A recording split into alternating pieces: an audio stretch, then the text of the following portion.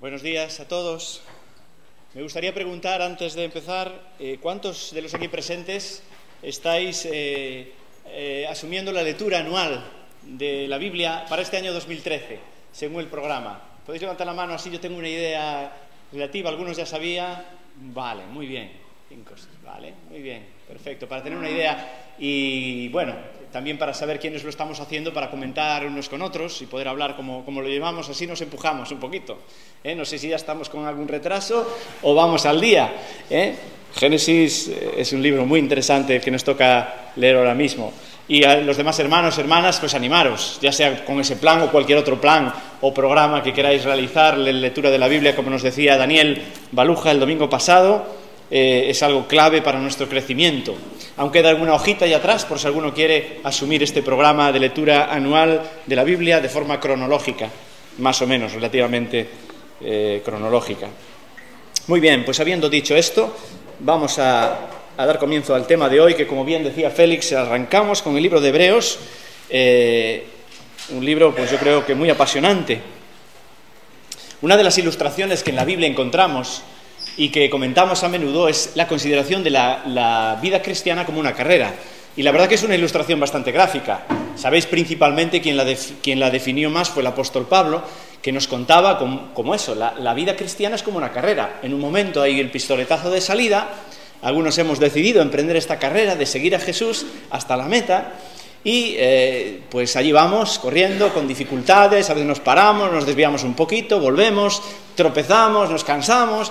Esta idea, ¿no?, de la vida cristiana como una carrera. Se podrían destacar muchas cosas, pero os comento 3 que veo muy importantes y que este libro, además de Hebreos, nos va a ayudar para profundizar y entender mejor.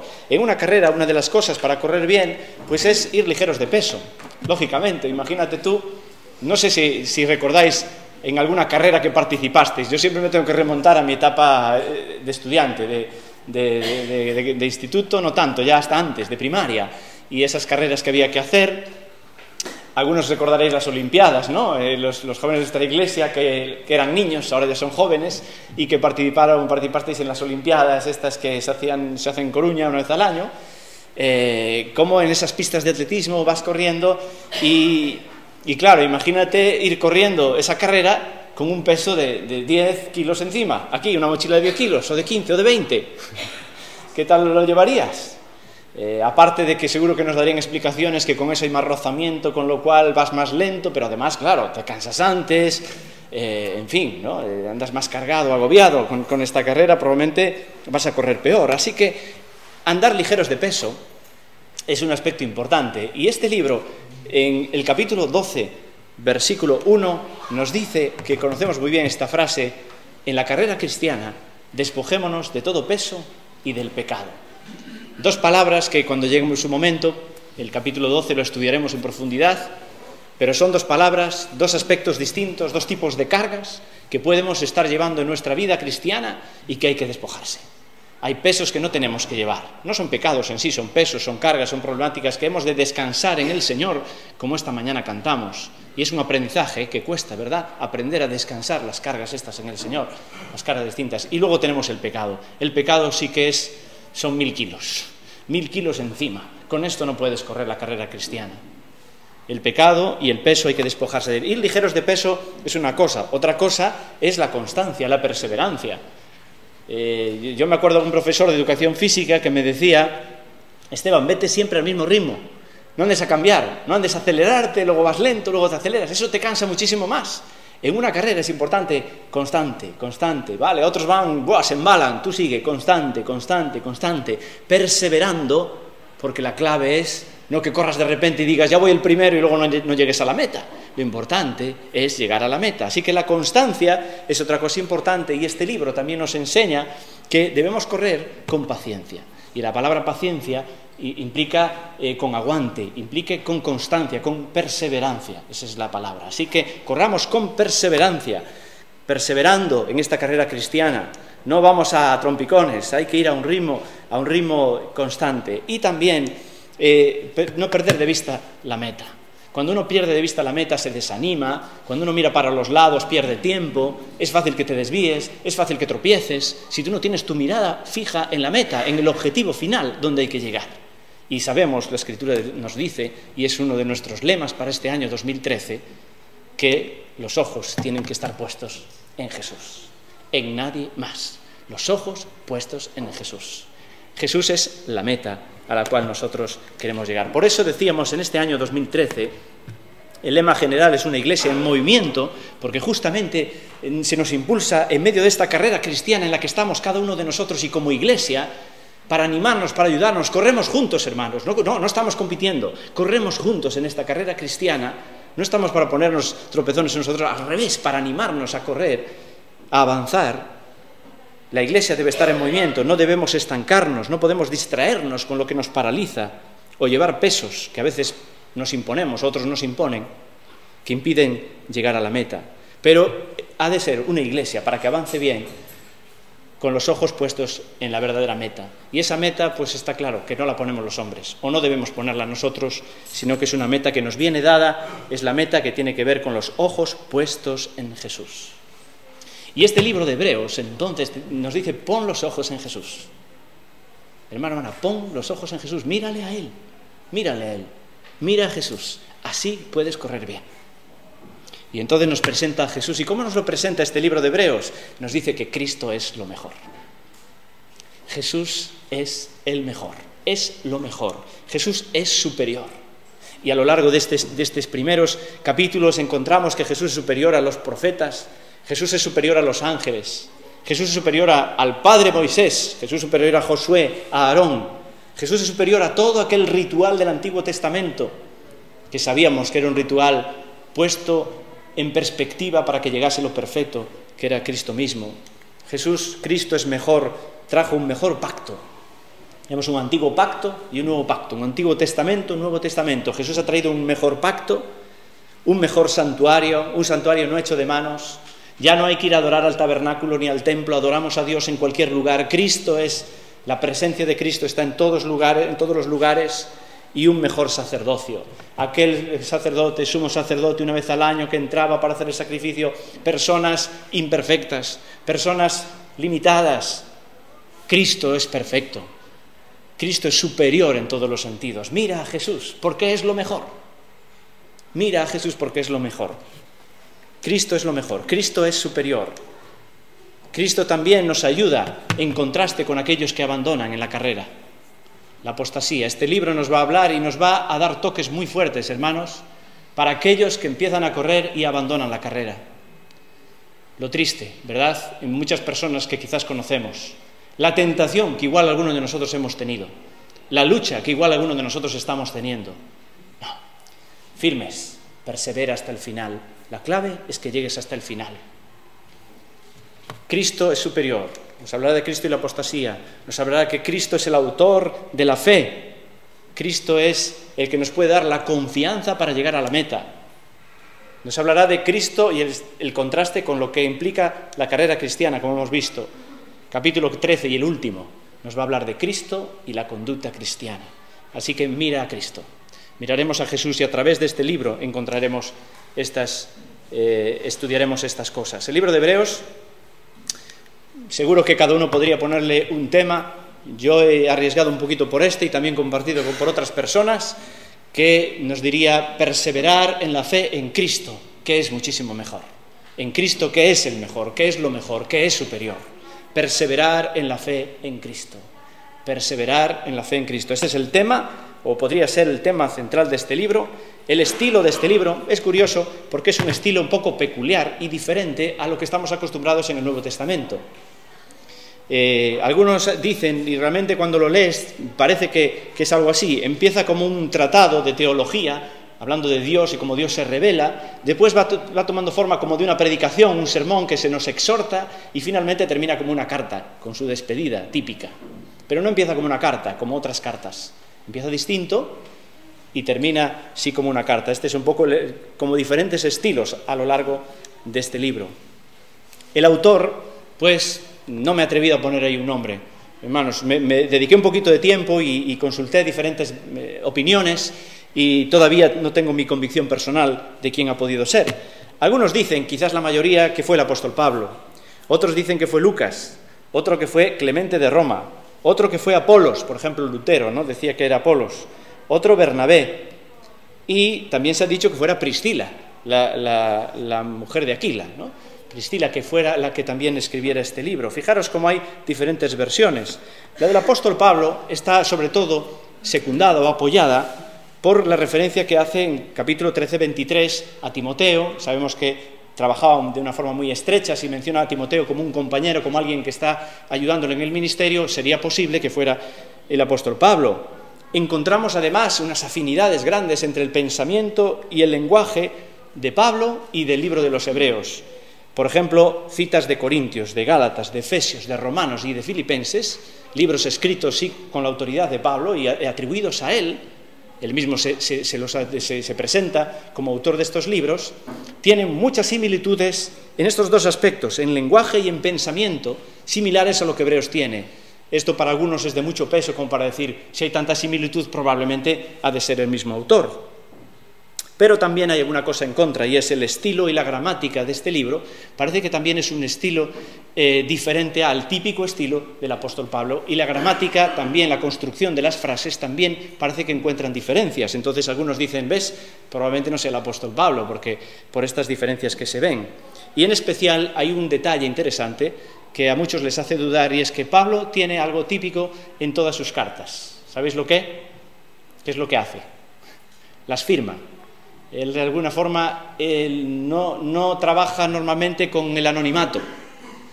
Puede que lo hiciera con esta carta por alguna razón especial, podría ser, pero choca que en todas sus cartas que leemos siempre se presenta ya al principio, ¿verdad? Pablo, apóstol de Jesucristo, y luego cierra al final, yo Pablo, etcétera, etcétera.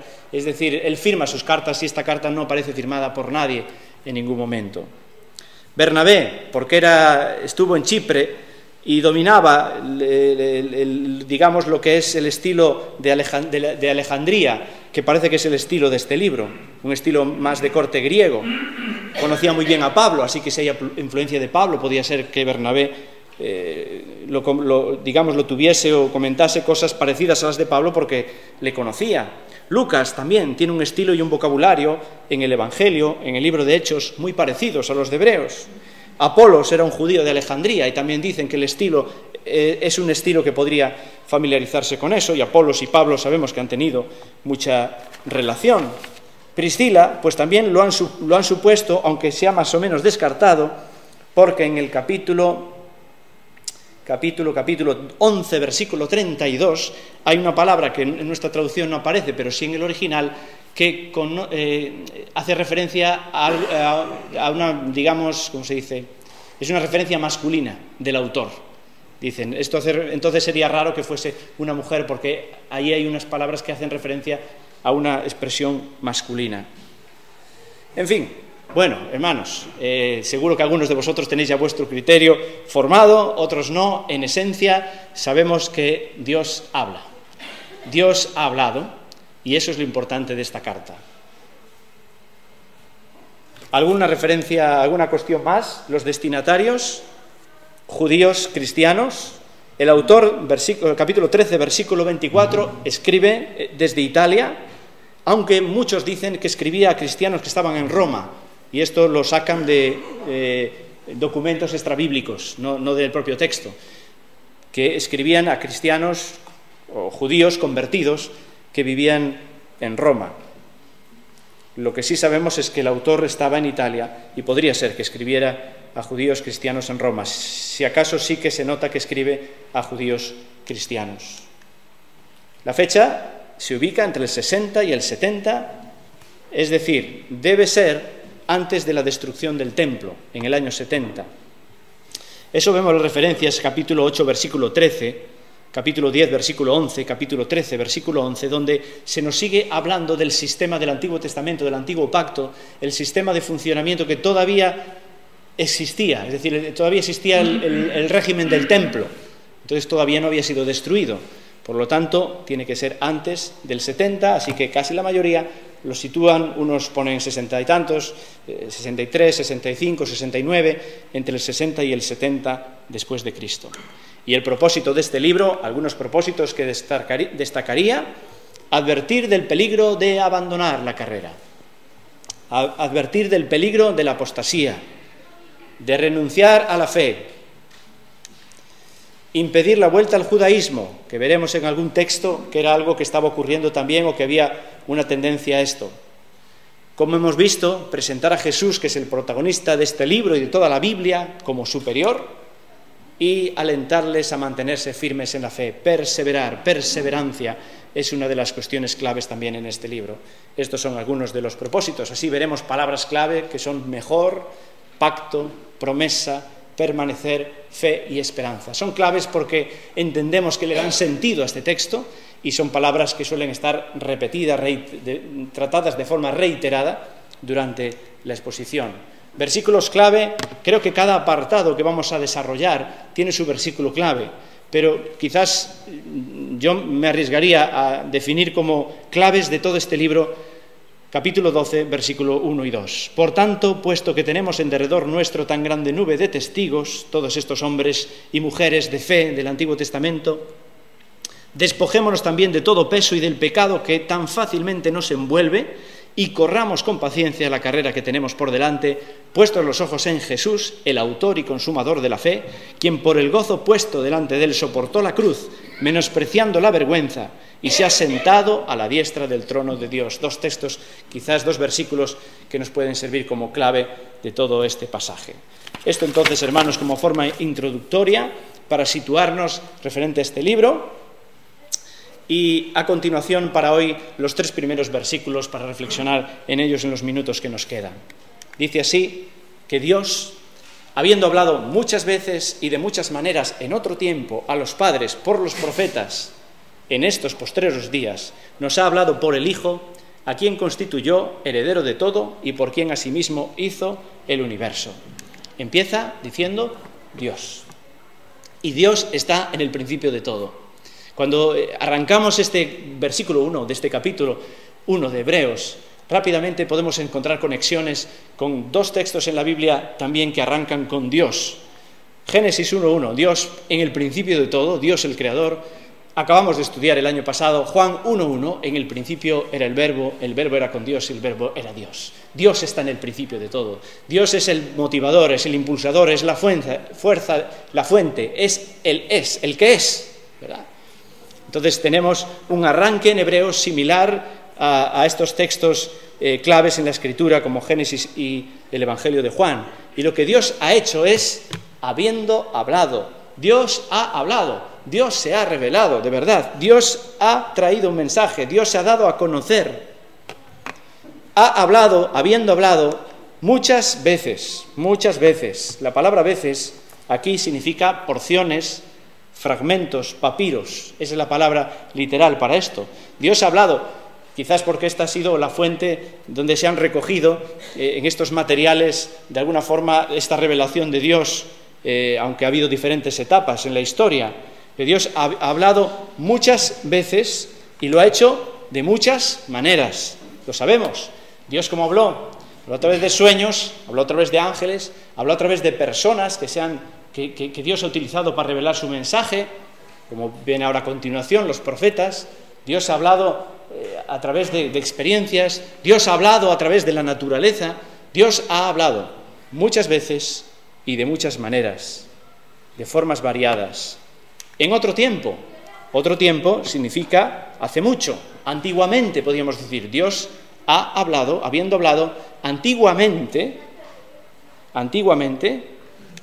a los padres. ¿Quiénes son los padres? Los padres son, podemos decir, como las personalidades del Antiguo Testamento, podemos decir los padres y madres del Antiguo Testamento. Dios ha hablado. ¿A quién ha hablado? Pues vemos, estamos leyendo la Génesis y encontramos de nuevo Dios hablando. Dios habla a Eva y a Abel. Dios habla a Eva y a Adán. Habla a Caín y a Abel. Dios habla a Noé. Dios habla a Abraham. Dios habla a Sara. Dios habla a Agar, Dios habla a Isaac, Dios habla a José, Dios habla. a nuestros padres, a nuestros antepasados, podríamos resumir. Dios ha hablado, habiendo hablado muchas veces, de muchas maneras, a los antepasados nuestros, por medio de los profetas. Este quizás ha sido uno de los elementos principales que Dios ha utilizado para comunicarse. Los profetas, personas utilizadas por Dios, mensajeros que transmitían el mensaje de Dios de forma fidedigna. Segunda Pedro 1:21 dice que ninguna profecía viene dada por una voluntad humana, a alguien que se le ocurra. Las que vienen de Dios son aquellas que vienen inspiradas del Espíritu Santo de parte de Dios, dice Segunda Pedro 1:21. Y esto eran los profetas de Dios. Dios hablaba a través de estas personas que eran inspiradas por el Espíritu Santo para transmitir el mensaje de Dios. Así que aquí tenemos Dios en primer lugar. Dios ha hablado muchas veces, de muchas maneras, a nuestros antepasados por medio de los profetas. ¿Y ahora qué tenemos? En estos postreros días. Aquí tenemos un contraste, ¿verdad? Postreros días significa últimos días. Significa el final de los días, significa últimamente. Podemos ver el contraste, antiguamente, en otro tiempo, y postreros días, últimamente. ¿Y qué ha pasado? Últimamente también nos ha hablado. Y el contraste es que si antiguamente ha hablado a nuestros padres por medio de los profetas, ahora nos ha hablado a nosotros por medio del Hijo, del Señor Jesucristo. La mayor, más grandiosa y maravillosa revelación de Dios a través de sí mismo. Dios hecho hombre, Jesucristo. Dios nos ha hablado por el Hijo, nos ha hablado por Jesús.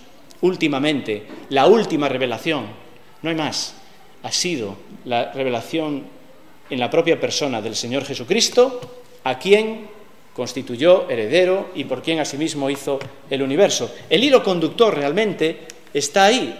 Ha hablado Dios. Ha hablado antes y ha hablado ahora. Ha hablado en el antiguo y ha hablado en los últimos tiempos. Dios ha hablado. Dios nos habla. En esta semana estuve con una persona que nosotros de alguna forma supongo que etiquetaríamos que se ha apartado del Evangelio, pero yo creo que está en lucha interna, está en una crisis espiritual. Es verdad que no asiste a la iglesia, es verdad que tiene mucho enfado, rencor, rabia hacia muchas cosas de la iglesia, pero está en crisis. Yo creo que tiene su sensibilidad por Dios y yo creo que quiere resolver su problema con Dios. Y él decía: Esteban, es que muchos años he pedido a Dios que me librara de esto y no me respondió. Hoy ya no sé si existe o si no existe. Yo ya no sé, porque no he tenido la evidencia que he necesitado en su momento. Y he llorado muchas lágrimas, han pasado semanas, meses y años, y Dios no me dio respuesta. Y aún a día de hoy, Dios no me dio respuesta. Y yo le dije: ¿y tú cómo vas a saber que Dios te habla? ¿Cuáles van a ser tus criterios para saber que Dios te habla? Y bueno, seguimos la conversación. Pero claro, ¿cómo vamos a saber que Dios nos habla? Dios ha hablado. Esto es lo que tenemos que creer. Es verdad que Dios se revela y habla a nuestras situaciones personales. También se nos revela personalmente. Quizás tenemos experiencias para decir: yo siento que Dios me ha hablado en un momento de mi vida. Pero es bastante subjetivo. Y es real, nadie puede cuestionarnos que Dios no nos haya hablado personalmente por la palabra, por otra persona, por un tiempo de oración que teníamos con Él y Dios nos ha dicho algo, pero principalmente lo que sí podemos afirmar con autoridad es que Dios ha hablado a nuestros padres por los profetas y nos ha hablado por su Hijo, Jesucristo. Esta es una realidad objetiva. A este chico Dios ya le ha hablado, a ti y a mí Dios nos ha hablado ya, por medio de Jesús. Dios ha hablado. Dios es quien habla. Nos ha hablado por medio del Señor Jesucristo, a quien constituyó heredero y además creador. Es el heredero. Jesús es el Hijo legítimo, unigénito, Hijo de Dios, Hijo legítimo para heredar toda la gloria, todo cuanto existe. Él es el heredero legítimo, aunque a nosotros nos dio el privilegio, Romanos 8, de ser coherederos con Él. Hemos tenido el privilegio al creer en Jesucristo de ser adoptados en la familia de Dios y por lo tanto somos coherederos con Cristo. Pero Él es el heredero legítimo de todo cuanto existe. Él es el creador, existía desde el principio. Padre, Hijo, Espíritu Santo, creando el universo. Hagamos al hombre a nuestra imagen y semejanza. Hizo el universo, hizo los siglos, sería literalmente, hizo los mundos, hizo todo cuanto existe. Por lo tanto, hemos visto, Dios ha hablado. ¿Cómo ha hablado? Ha hablado muchas veces y de muchas maneras. ¿Cuándo ha hablado? Pues ha hablado antiguamente, en otro tiempo, y ha hablado en la actualidad, en estos últimos días. ¿A quiénes ha hablado? Ha hablado a los padres, nuestros antepasados, nos ha hablado a nosotros. ¿Por medio de quiénes ha hablado? Por medio de los profetas y por medio de su Hijo, el Señor Jesucristo. Este es un poco el esquema del desarrollo de estos dos versículos y entramos al tercero y último para finalizar. Dios, en estos postreros días, nos ha hablado por el Hijo, el cual, siendo el resplandor de su gloria y la imagen misma de su sustancia, y quien sustenta todas las cosas con la palabra de su poder, habiendo efectuado la purificación de nuestros pecados por medio de sí mismo, se sentó a la diestra de la majestad en las alturas. Siendo, ser, Dios es, Jesús es Dios, una existencia absoluta, una existencia atemporal. Jesús no tiene tiempo.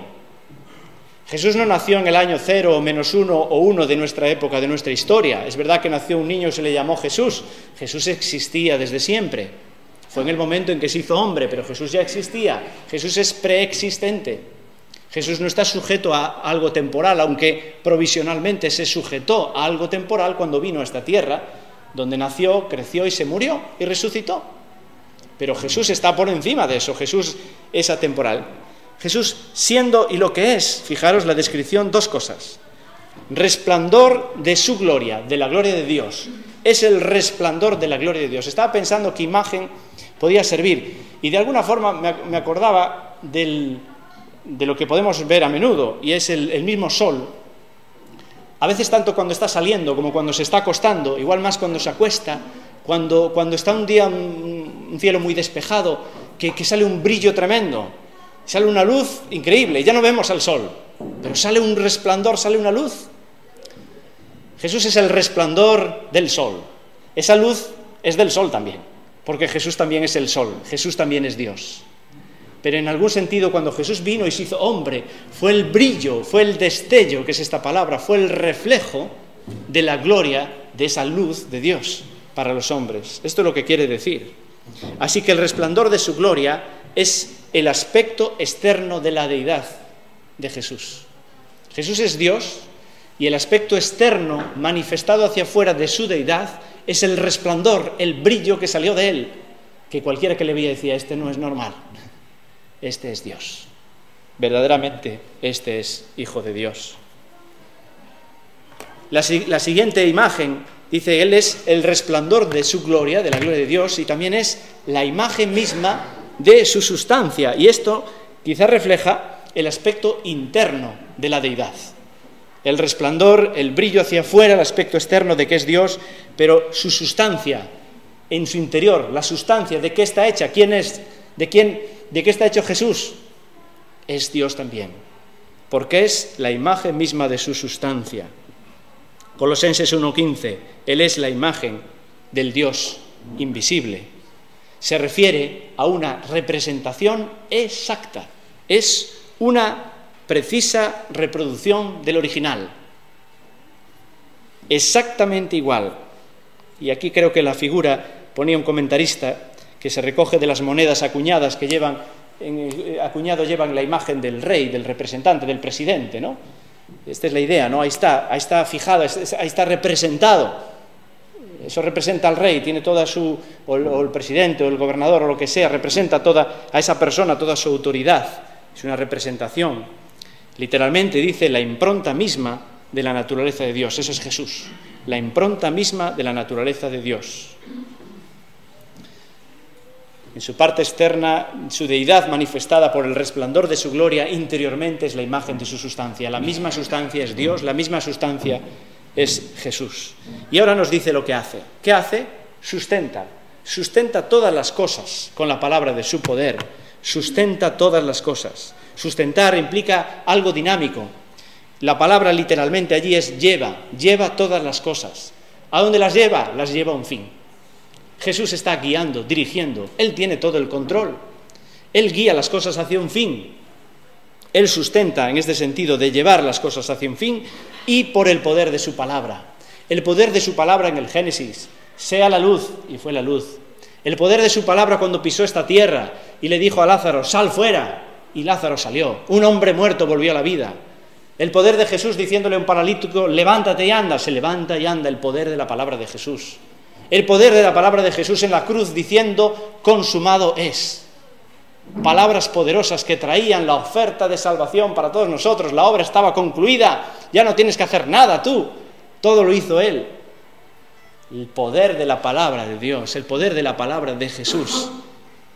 Ese es el poder que lleva todas las cosas, que sustenta todas las cosas, con la palabra de su poder. Y además dice, habiendo efectuado, es otra cosa, la purificación de nuestros pecados por medio de sí mismo, el perdón de nuestros pecados, la purificación de nuestros pecados que fue realizada en lo que hemos celebrado esta mañana, la cruz de Cristo muriendo por nosotros, cumpliendo ya de una forma perfecta todo lo que era un sistema, como siempre incidimos, impreciso, imperfecto del Antiguo Testamento. Esto hemos de entenderlo, esta expresión de purificación de nuestros pecados en el contexto de los sacrificios del Antiguo Testamento que estudiaremos en este libro y del Levítico, como decía Félix. Pues allí entendemos todo ese sistema que existía, que apuntaba a un sistema perfecto en el Señor Jesucristo. Entonces, Él sí, habiendo efectuado con su muerte en la cruz la purificación de nuestros pecados por medio de sí mismo, de la entrega de sí mismo, entonces, ¿qué más hizo? Se sentó a la diestra de la majestad en las alturas. Esta expresión es una expresión que a menudo leemos y cantamos, sentado a la diestra de Dios. No es algo literal, hermanos, obviamente. Dios, Padre, no está sentado en ningún sitio, porque es espíritu, no puede estar sentado. Y tampoco es que quiere decir que Dios está en espíritu en un sitio y a su derecha hay un asiento donde Jesús se sienta. Es una figura. ¿Qué significa esa figura? ¿Qué nos enseña ese simbolismo? Pues refleja el lugar de privilegio, el lugar de honor que Jesús tiene. Cuando alguien estaba a la diestra de alguien, hoy en día ya no es tanto así, pero sí antiguamente, a mi derecha, a veces decimos también, tú eres mi mano derecha, estar a mi derecha es como alguien en un lugar de honor, de privilegio, ¿no? de importancia. Pues allí está Jesús, en un lugar de importancia, en un lugar de privilegio. Está a la diestra de Dios, de la majestad. Y dicen los expertos, yo esto no tenía ni idea, que la palabra majestad aquí es un eufemismo. ¿Qué quiere decir? Quiere decir que es una palabra que se utiliza para no nombrar la palabra Dios como forma de respeto, pero es exactamente lo mismo. Sentado a la diestra de Dios, a la diestra de la majestad. El reino, el poder y la gloria pertenecen a nuestro Dios, pertenecen al Señor Jesucristo. Aquí hay una secuencia. Primero, habiendo efectuado la purificación de nuestros pecados, entonces se sentó. Primero Jesús vino a este mundo, hemos celebrado estos días, murió en una cruz, hemos celebrado hoy, como cada domingo, y habiendo efectuado la purificación por nuestros pecados, entonces después resucitó y ascendió al cielo y está en el lugar de honor que Él merece y que Él tiene que estar. Allí está, Jesucristo glorificado, Jesucristo en el trono. Admirable es el Señor Jesús. ¿Sientes admiración por el Señor? Ahora entiendes por qué te dice, cuando corras en la carrera cristiana, mira a Jesús. Porque empezamos a ver algunas de estas frases que nos hablan de algo tan maravilloso de quién Jesús es, que cuando te miras a Él dices, cojo fuerzas, energía, quiero llegar a la meta.